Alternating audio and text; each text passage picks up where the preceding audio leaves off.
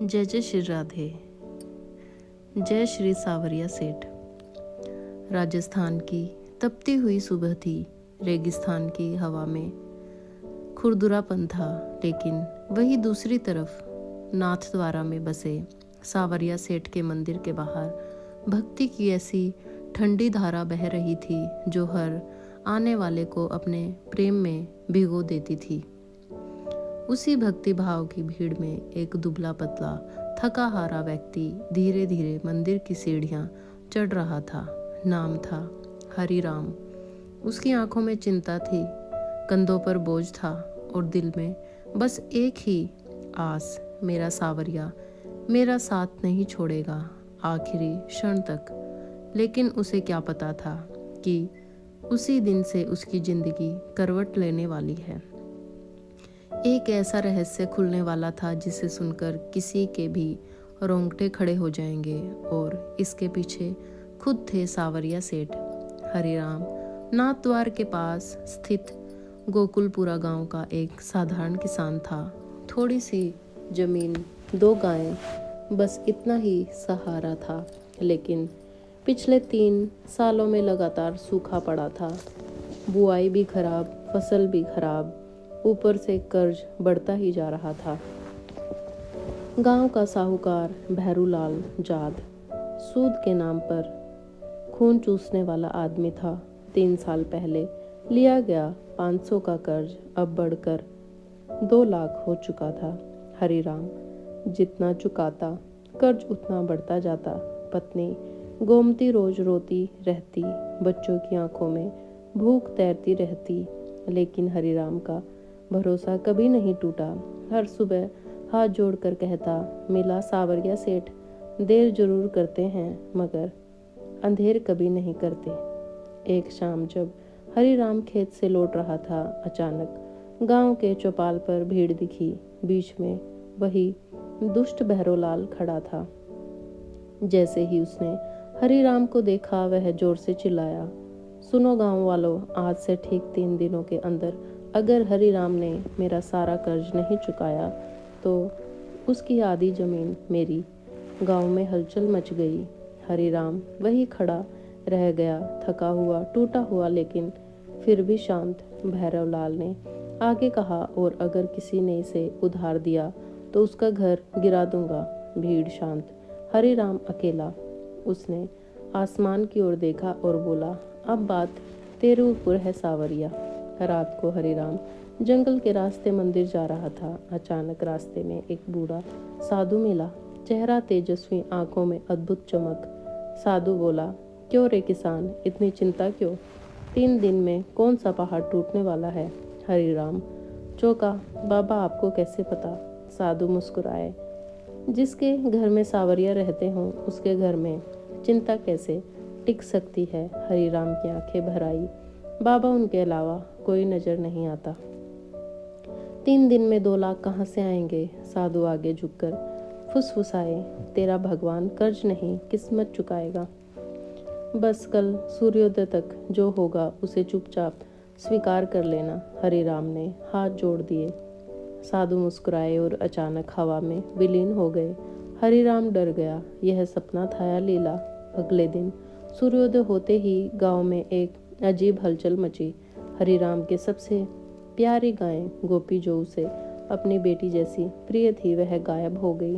पूरे गांव में खोज की गई, कहीं नहीं मिली। गोमती रो पड़ी, अब क्या बचेगा हमारे पास? हरिराम दुख तो हुआ, लेकिन मन में साधु की बात गूंज रही थी, जो होगा स्वीकार कर लेना। उसी दिन दोपहर को एक व्यापारी भैरोलाल के पास दौड़ता हुआ आया। साहूकार साहब, आपको पता है शहर के बेले में एक गाय बिकी पूरे 2500 में, और खरीदने वाला कह रहा है कि गाय गोकुलपुरा से में किसी हरिराम की है। भैरोलाल चौंक गया। गांव में चर्चा फैल गई। सब कहते, ऐसी कीमत, यह तो कोई चमत्कार है। हरिराम को भी पता चला। दुख और राहत दोनों मिले। गोपी चली गई, लेकिन उसका मूल्य कर्ज से भी ऊपर हो गया। अगली सुबह गांव में नई सनसनी। भैरूलाल के घर चोरी हो गई थी, लेकिन चमत्कार यह था कि जो सामान चोरी हुआ था उसमें सिर्फ नकली सोने की ईंटें थी जिन्हें भैरूलाल असली बताकर गांव वालों से कर्जा वसूलता था। गांव का पुरोहित बोला, यह भगवान की लाठी है, जब चलती है आवाज नहीं करती। गांव वाले भैरूलाल से नाराज हो गए। अब उसकी हिम्मत नहीं कि जो हरिराम पर जोर डाले, लेकिन वो अंदर ही अंदर जल रहा था। मैं इस किसान को छोड़ूंगा नहीं, कोई चमत्कार मुझे रोक नहीं सकता। तीसरा दिन था भैरूलाल की समय सीमा का आखिरी दिन। हरिराम सुबह सुबह मंदिर गया और बोला, मैंने सब स्वीकार किया सावरिया, अब आप जैसा उचित समझे वैसा करें। वो घर लौटा तो देखा दरवाजे पर एक रथ खड़ा था जिसमें 2 घोड़े और पीछे एक राजसी आदमी बैठे थे। आदमी बोला, क्या आप हरिराम किसान हैं? जी महाराज, उदयराज सिंह आपसे मिलना चाहते हैं। गांव वाले दंग। हरिराम आश्चर्यचकित उसे रथ में बैठा लिया गया।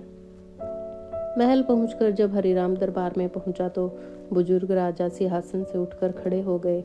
हरिराम, 3 साल पहले तुमने मेरी बेटी को जानवरों से बचाया था, याद है? हरिराम चौंक गया। सच था।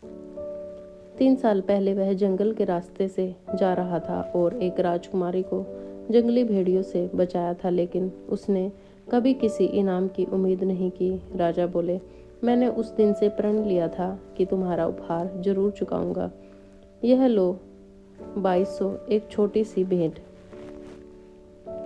यह तुम्हारी पुत्री के विवाह और तुम्हारे कर्ज के लिए काम आएगा। हरिराम की आंखों में आंसू आ गए। राजा आगे बोले, और सुनो, यह सब इसलिए संभव हुआ क्योंकि आज सुबह एक नीले वेश वाला व्यक्ति महल में आया था और उसने इस मेरे संकल्प को सजीव कर लिया। हरिराम के शरीर में बिजली सी दौड़ गई। नीले वेश में कैसी शक्ल थी उसकी, राजा ने वर्णन किया। चमकदार नीली त्वचा, मोरपंख सा तेज और मुस्कान जैसी, ऐसी जैसे स्वयं भगवान उतर आए। हरिराम थरथरा गया। सावरिया मेरे लिए महल पहुंचे।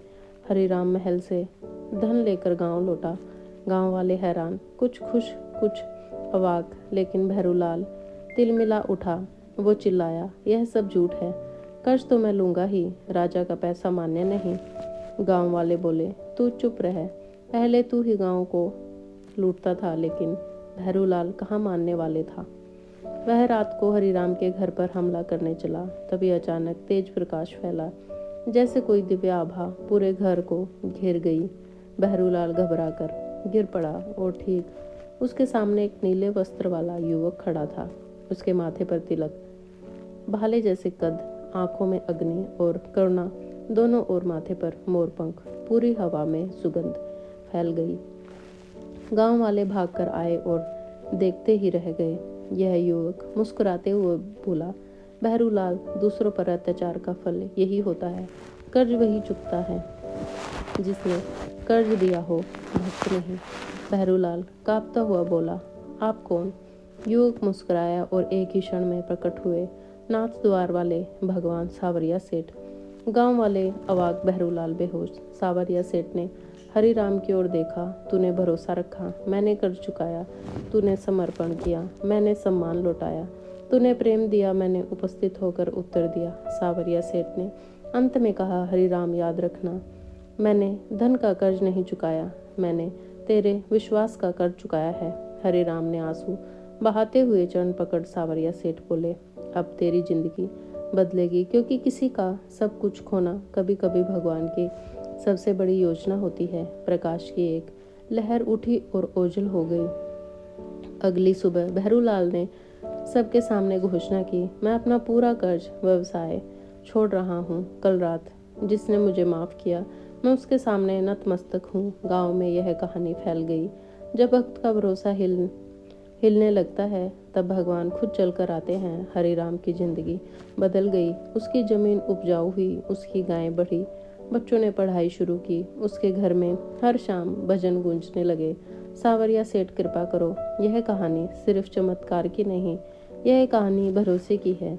इस बात की है कि जब भक्त का मन सच्चा, पवित्र और समर्पित हो तो भगवान कर्ज नहीं, किस्मत चुकाते हैं। और जब वे आते हैं तो दुनिया के सबसे असंभव काम भी पल में संभव हो जाते हैं। दोस्तों, यह कहानी यही समाप्त होती है। अगर आपको यह कहानी अच्छी लगी हो तो वीडियो को लाइक और चैनल को सब्सक्राइब जरूर करें। जय जय श्री राधे।